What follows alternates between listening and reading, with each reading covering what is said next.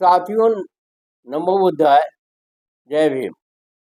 आज कल बिहार के इलेक्शन की बहुत चर्चाएं हो रही, चाहे वो मीडिया हो, चाहे यूट्यूब हो, चाहे फेसबुक हो, चाहे कहीं अन्य अखबार हो, लोग हो, चाय की दुकान हो या बस का सफर, हर जगह बिहार के इलेक्शन की बहुत चर्चा। क्यों चर्चा है?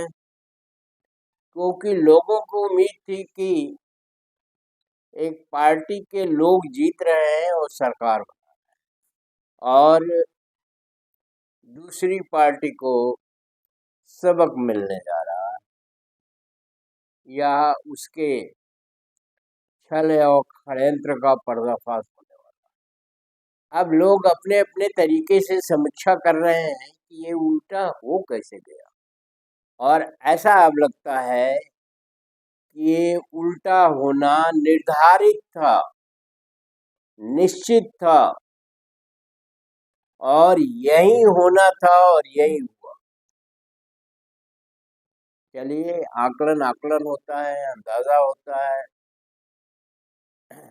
उसमें कहीं कोई कुछ नहीं कह सकता, क्योंकि आकलन अपने अपने हिसाब से होता है। जिसके पास जितना ज्ञान होता है, जितनी बुद्धि होती है, जितनी तर्क शक्ति होती है, उतने ही होता है। एक चीज आपको बता दें कि बिहार किसी समय का पूरे भारत का सिरमौर था।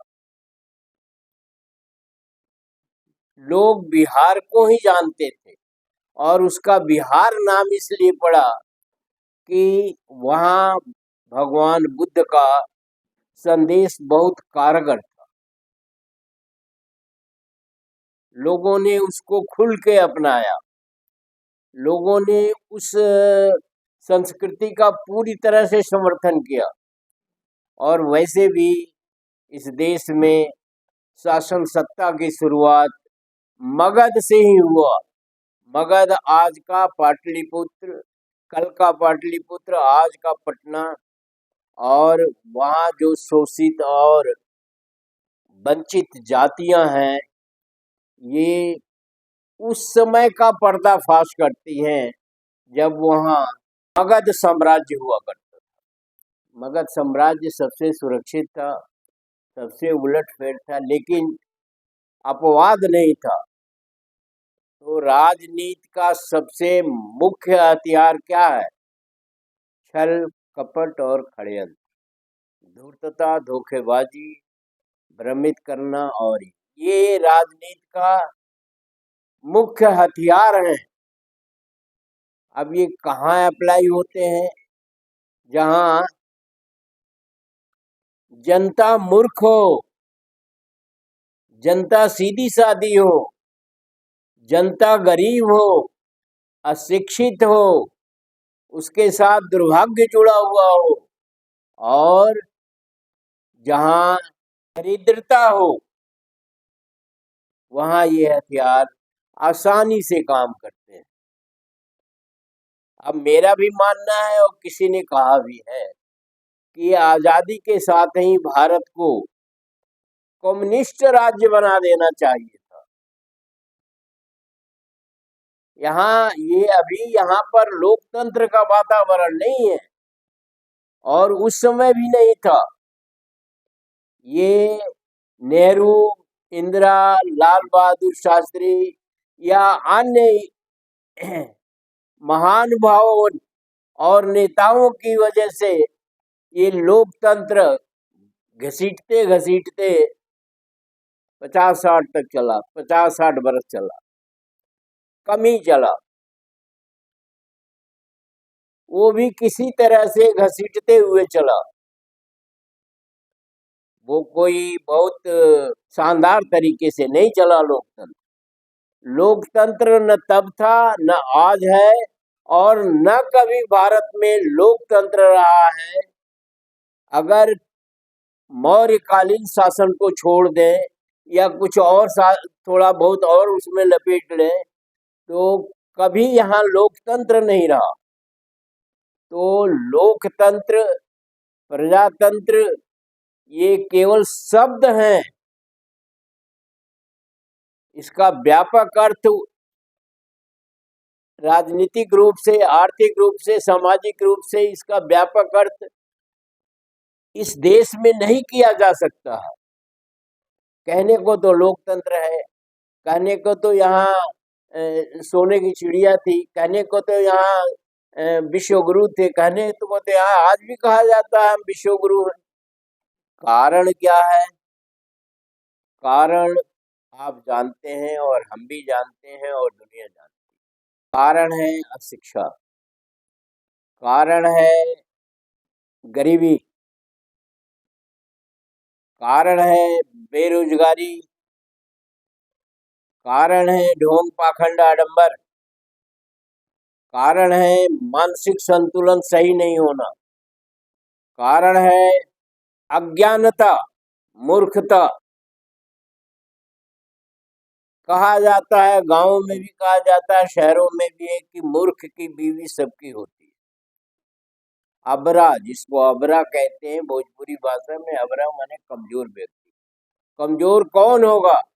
जिसके पास शिक्षा नहीं होगी, जिसके पास रोजगार नहीं होगा, जिसके पास स्वास्थ्य नहीं होगा, जो दीनहीन गरीब है वही अबरा है। तो गांव का ही मैं रहने वाला हूँ। बहुत करीब से मैंने गरीबी देखा है, अशिक्षा देखा है, अज्ञानता देखी है, ढोंग पाखंड आडंबर देखा है। मैं सुनी सुनाई बात नहीं कह रहा हूँ, देखी हुई बात कह रहा हूँ। और आज से 70 साल पहले भी यही स्थिति थी, उसके 70 साल पहले भी यही स्थिति थी, उसके 70 साल पहले भी यही स्थिति थी, और शताब्दियों बीत गया ऐसे ही। तो किसी ने कहा था, मैं भी कह रहा हूँ कि स्वतंत्रता के साथ ही इस देश को कम्युनिस्ट राज्य घोषित कर देना चाहिए, और कम्युनिस्ट राष्ट्र घोषित करके उसका कड़ाई से उसको लागू होना करना चाहिए। और कम्युनिस्ट राज से मतलब कम्युनिस्ट राज में भी अत्याचार होता है, ऐसी बात नहीं है, लेकिन एक कमिटेड होता है चीज और एक अनकमिटेड होता है। कमिटेड का मतलब हम कम्युनिज्म के लिए समर्पित हैं, लोकतंत्र के लिए समर्पित हैं, प्रजातंत्र के लिए समर्पित हैं। और एक होता है कह रहे चल रही है गाड़ी, चल रही है, खींच रही है गाड़ी, खींच रही, तो गाड़ी तो खींच रही है, इसमें कोई दो राय नहीं। क्योंकि तेजस्वी के हार जाने से या लालू प्रसाद यादव के सत्ताच्युत हो जाने से या अन्य जगहों में ऐसी स्थिति हो जाने से ज्यादा फर्क नहीं पड़ता। क्यों नहीं फर्क पड़ता?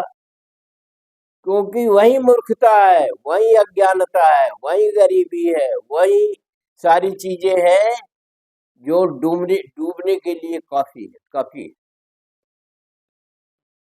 लालू प्रसाद यादव के राज्य को जंगल राज कहा जाता है।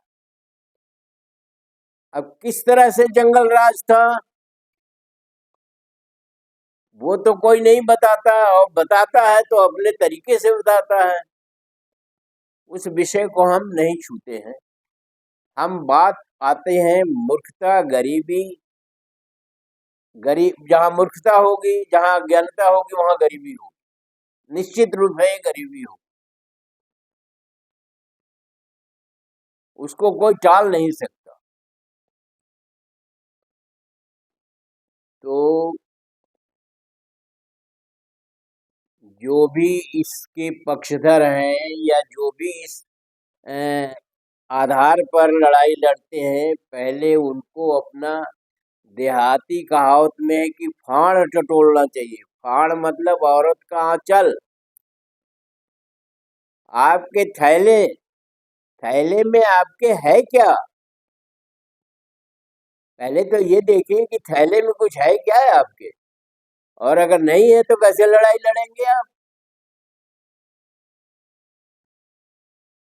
षड्यंत्र और गरीबी और शोषण की लड़ाई आप नहीं लड़ सकते हैं जब तक आप गरीबी को दूर करने की बात नहीं करते हैं, शोषण की दूर करने की बात नहीं करते। ये लंबी लड़ाई है।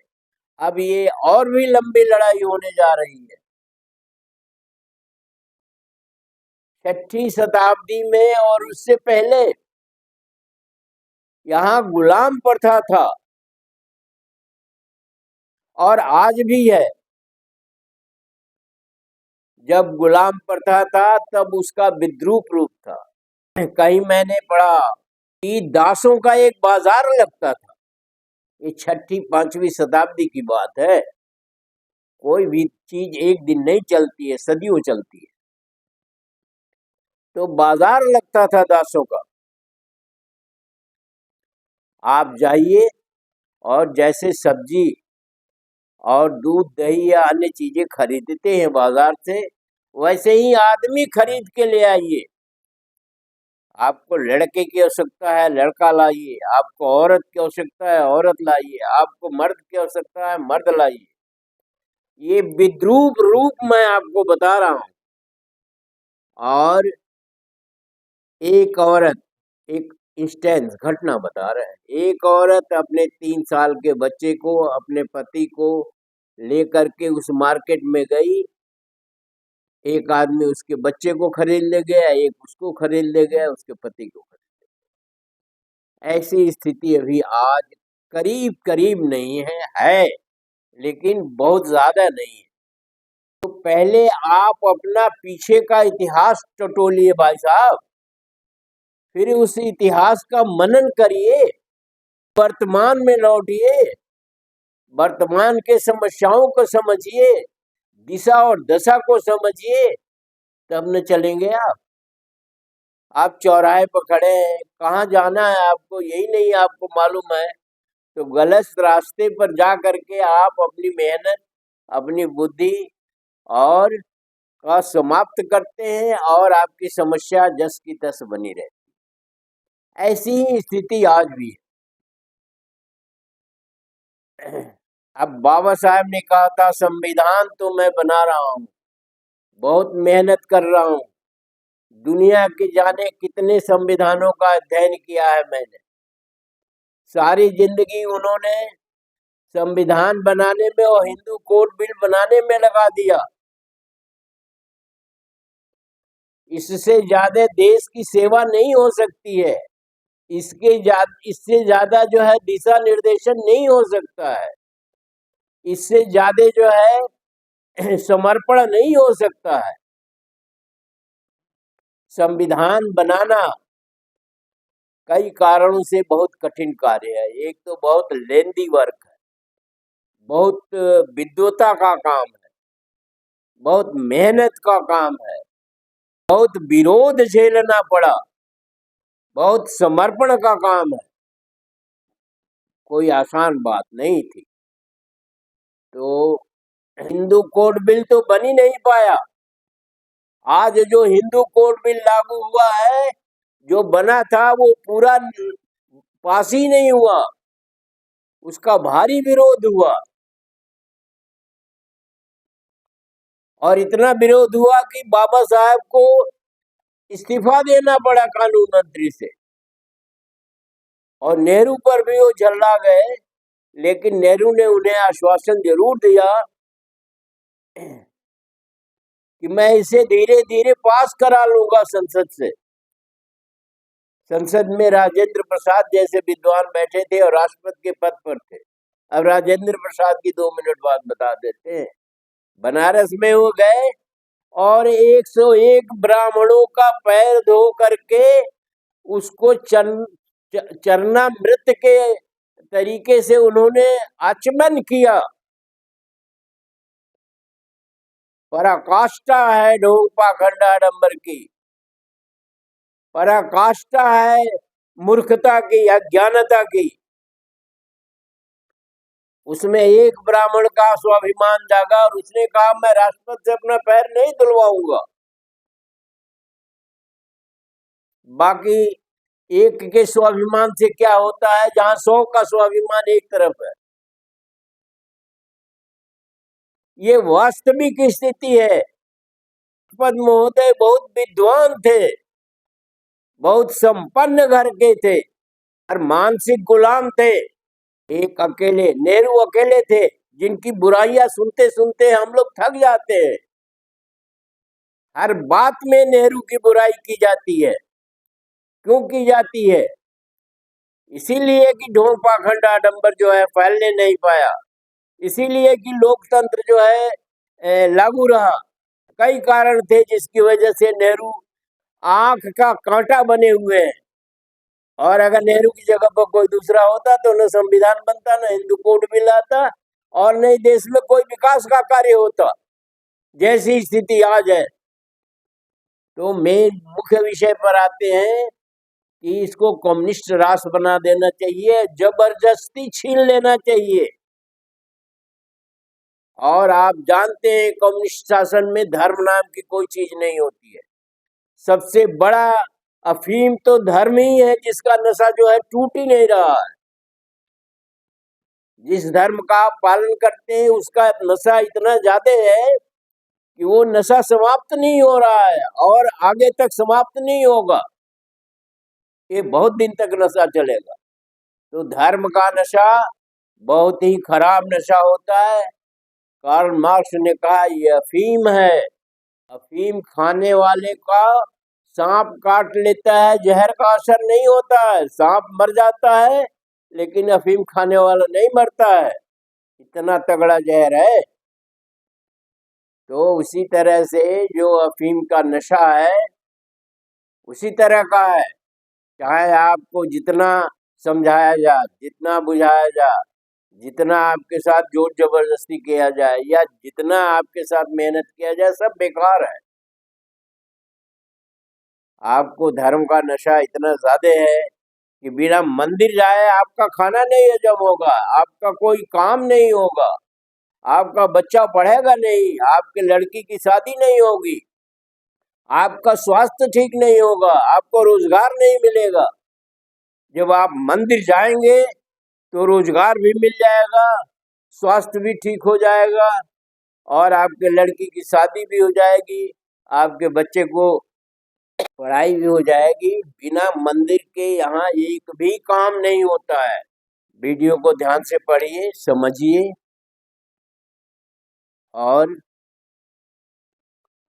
और लोगों को भी समझाइए अगर समझा सकते हैं तो।